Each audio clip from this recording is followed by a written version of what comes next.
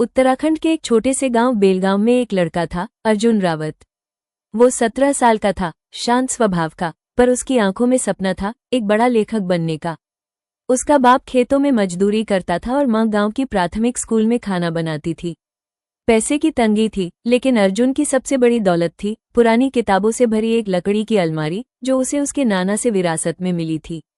हर रात वो लालटेन की मध्यम रोशनी में कहानियां लिखता, कविताएं बनाता और कल्पनाओं की दुनिया में खो जाता।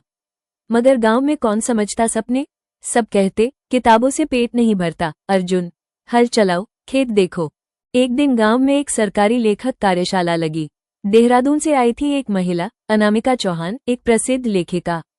अर्जुन ने डरते हुए अपनी डायरी से एक कहानी सुनाई। सब खामोश हो गए। उसकी कलम की ताकत पहली बार किसी ने समझी थी। अनामिका ने कहा, अर्जुन, तुम लिखते नहीं हो, तुम जीते हो अपनी कहानियां। उसी दिन से अर्जुन के अंदर आत्मविश्वास की एक नई आग जल गई। अनामिका ने उसकी कहानियां पढ़ने के लिए अपने शहर बुलाया। अर्जुन पहली बार गांव से बाहर निकला, दिल्ली आया।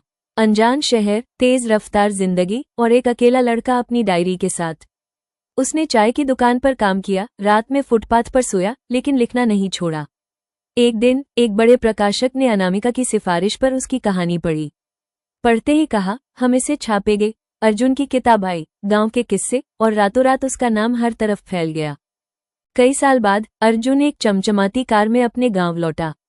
गांव वालों की आंखों में अब ताने नहीं थे, सम्मान था।